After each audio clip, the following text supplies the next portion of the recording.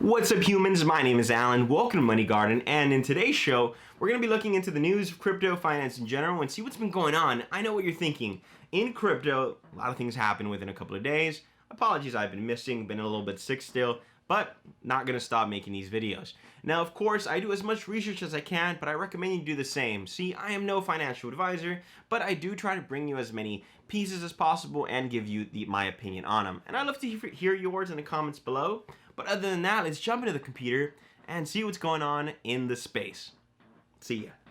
Alrighty, now that we're in the computer, let's check out what's going on with today's coin market cap.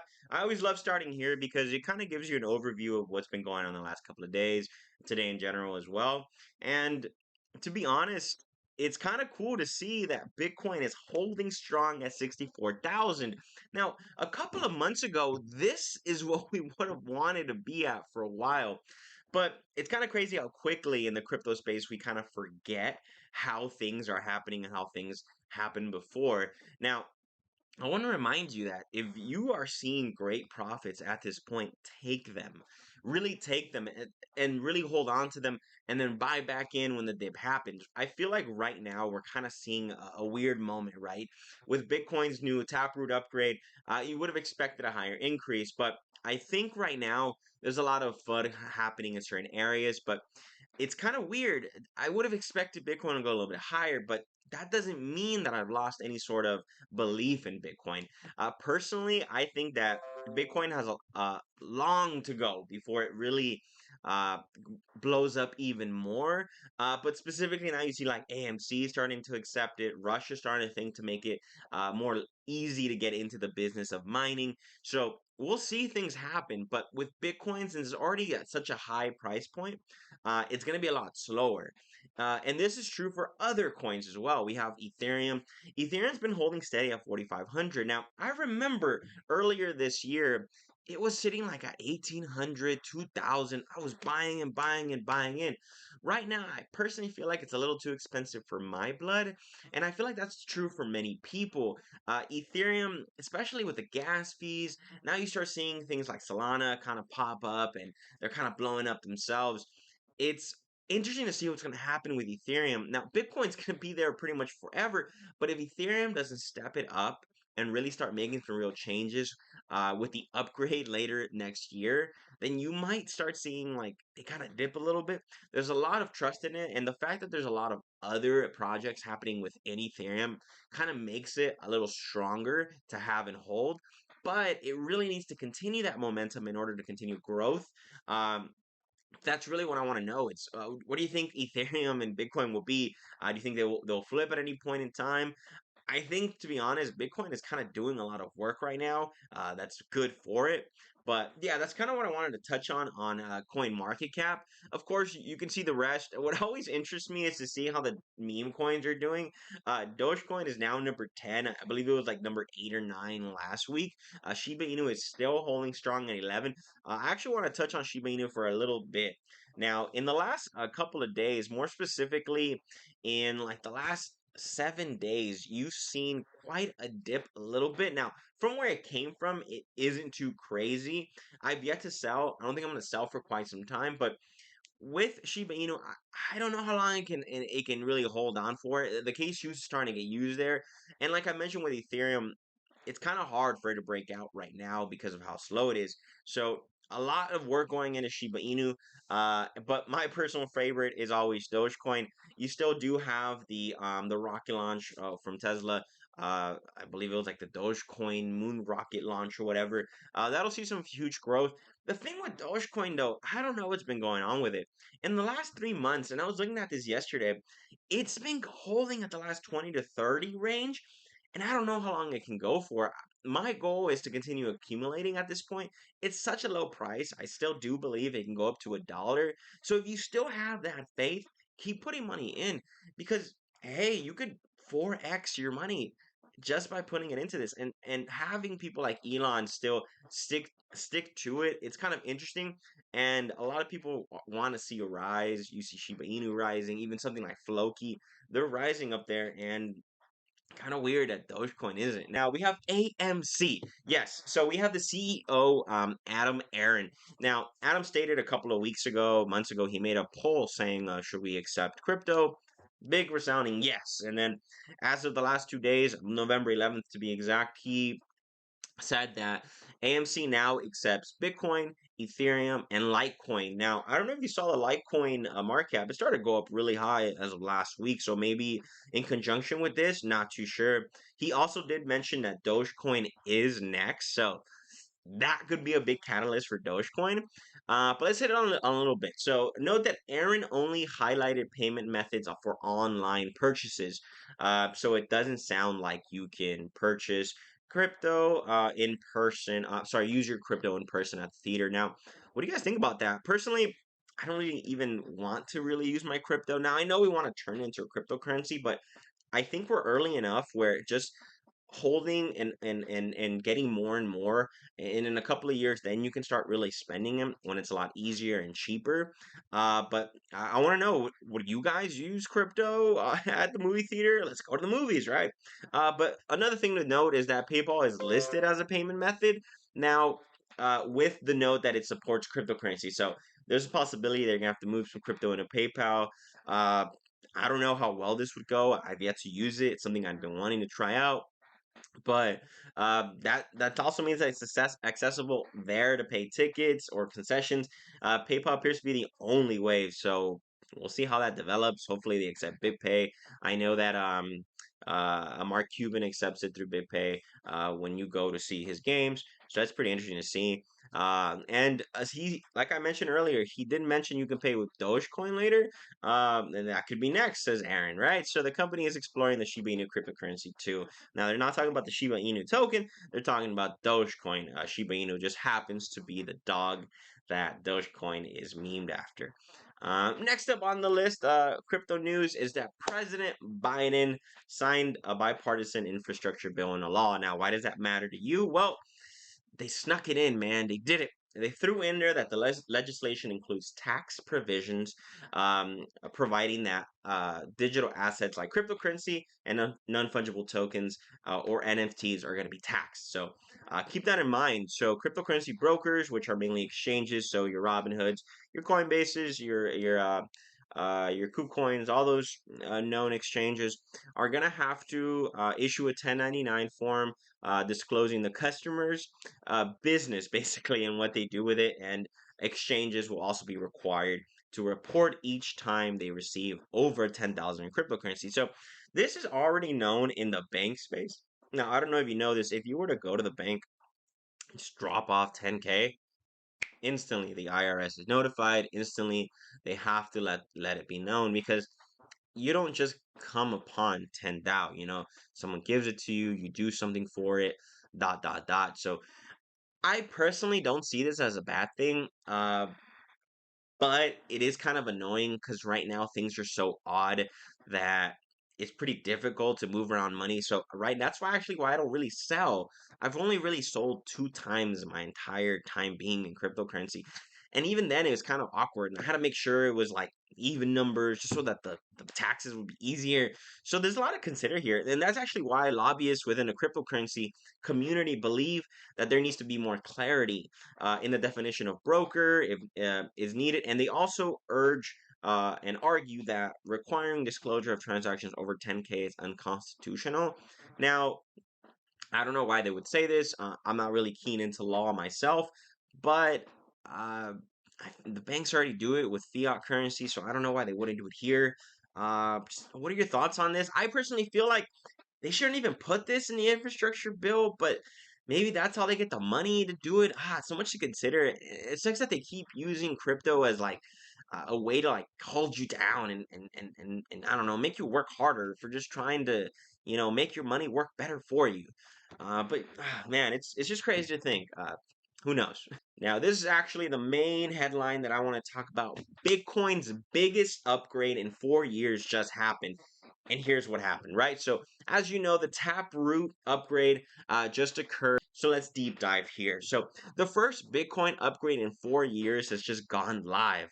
it is a rare moment of consensus among stakeholders, and it's a big deal for the world's most popular cryptocurrency. This is very true. There hasn't been a big upgrade for a couple of years now, and we'll talk a little about why that was.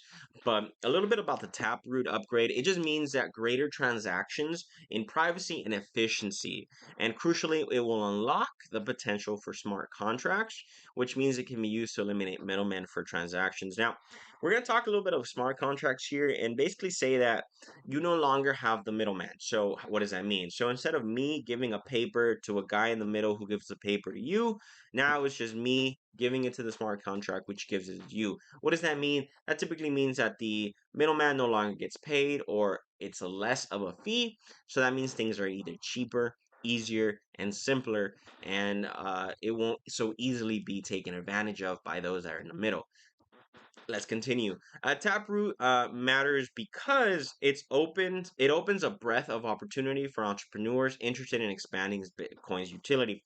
As you know, Bitcoin is mostly just used for holding its value, almost like gold.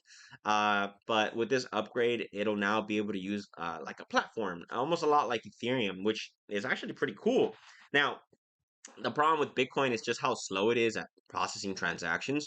So this could really help it. I didn't really find like if it messed with that in any way, but it's I want to see what can happen with this. This could actually be one of the catalysts to help it stay within the 55 to 65,000 value point right now, and may allow it to go even further as people build on the blockchain for Bitcoin. So what's changing, right? Well, right now the cryptocurrency uses something called the elliptic curve, digital signatures algorithms, which creates a signature from the private key that controls a Bitcoin wallet, and ensures that Bitcoin can only be spent by the rightful owner. So this is actually why a lot of people like cryptocurrency. It's the safety of it all, the fact that you need to own 51% to have full control, which makes it incredibly difficult. Things like this. Now, Bitcoin has been hacked before and it's been hurt before, but things like this allow for the security to continue flowing in, and like I mentioned, allow for people to be feel a lot more comfortable getting into this space, knowing it's a little more privacy in it now. Taproot will add something known as, I'm going to butcher this name again, as Schnorr's signature, which essentially makes multi-signature transactions unreadable. Think of it like this. If there's multiple people getting in there and signing it, it'll make it so it'll void it, basically meaning that it can only accept one form of signature, which will authenticate that signature and make sure that it's the correct one, and allows for a more secure network to be formed because of it. Let's move on a little bit more. In practice, that means that greater privacy, like I mentioned already, because your keys won't have as much exposure on the chain, and you can kind of hide who you are a little bit better, which is good.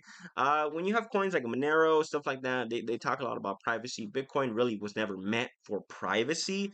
I'm sorry to really burst that bubble. I have quite a bit of friends. Norman, I'm looking at you, that always kind of went, oh, this isn't right, right?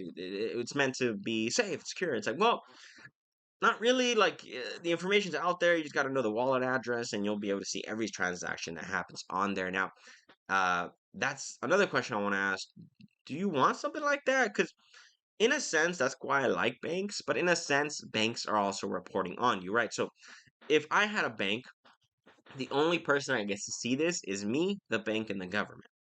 When it comes to Bitcoin, it's me, the thing holding the Bitcoin, the government, and everyone and their mother. Why? Because that information is stored on the blockchain, which anyone can access. Now, a lot of people say I have nothing to hide, so it doesn't matter. Some people say I have nothing to hide, but it matters. And there's two different boats to take on this. I'm more in the sense of I'm already open to a lot of things. My transactions and purchases aren't really what matters. But I don't know. A lot of people truly do care about it, and my opinion on it might change as we go. But there's a lot to think about in that area of privacy, specifically talking about Bitcoin. Smart contracts. Now, Taproot makes smart contracts cheaper and smaller in terms of the space they take up in the blockchain. Now, as I mentioned before, Bitcoin has how do you say it's relatively slow, compared to Ethereum, compared to Solana. It does very little transactions every second, every 30 seconds, whatever, and things take time, and you're always fighting for a position in that chain to be able to make that transaction go.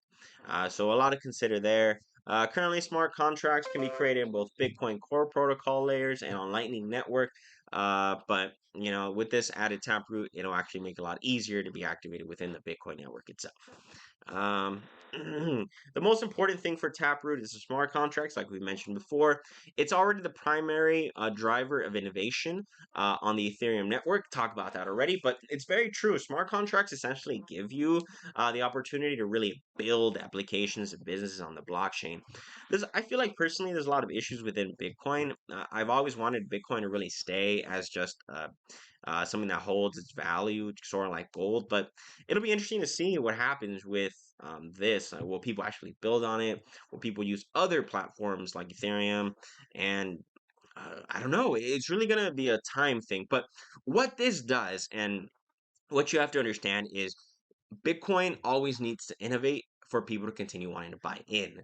I feel like right now there's quite a bit of people that know of crypto, but not a lot of people that know what crypto is. And then from there, there's even less people that know what crypto does. And from there, it's even less what crypto will be. So there's so many layers to crypto that the more benefits and changes and positive outcomes that come from this will ultimately make crypto as a whole better. Specifically with Bitcoin, we all know when Bitcoin goes up, everything else goes up. Ethereum, Dogecoin, everything else does its thing, right? And then when Bitcoin goes down, everything else goes down. So we'll see what's happening, honestly, and then with time we'll really see. Upgrades allow for the extremely remote possibility of a bug entering the system, which would destroy confidence in the whole cryptocurrency system, if effectively wiping out a self-inflicting wound, if you like. Um, Basically what they're saying here is with any upgrade you have to be very careful. Any upgrade can come with a bug. That bug can mess with the system, which messes with the chain, which messes with everything in it. And then like I mentioned before, people already know very little of crypto, so if anything bad happens they're going to go, well, my fears were correct, I want out, or my fears this or whatever. And it's kind of crazy, and it always takes a little bit of FUD to make crypto go down and a little bit of positivity to make it up. So it's always a fight between the two. So just keep that in mind. Many users in the community also remember the disastrous migration of 2013 when the upgrade gone wrong resulted in Bitcoin temporarily splitting in half. Now, this has happened before. You've seen it with Ethereum. There was this thing called Ethereum Classic, and what we know now is Ethereum. There was a fork there, right? What happened was some elitists stayed on one side and the others were on the other. So it creates this whole problem of mining, and it ultimately isn't the best thing to happen for crypto. It's kind of interesting. We'll dive deeper in another video, but with any crypto change, they have to be very deliberate and just keep testing and retesting until they know for sure that it works. Alrighty, humans, that does it for today's video. I hope you enjoyed. A lot of research going on into this, but I love making these videos. Like I mentioned already, we'll be making videos like this every Monday, Wednesday, and Friday to bring you guys as much news and content as possible. A lot of you guys gave me a lot of love in the 3-minute cryptos. I appreciate that. I'll be making more as well. Those will be coming out every Tuesdays and possibly Thursdays. I'll do like a 3-minute finance. But just if you see this video and enjoy it, give it a comment, give us a like, give us a follow, check us out on Instagram and Twitter. I love to just write some random thoughts out there as well. But without further ado, thank you, humans. Have a wonderful rest of your day.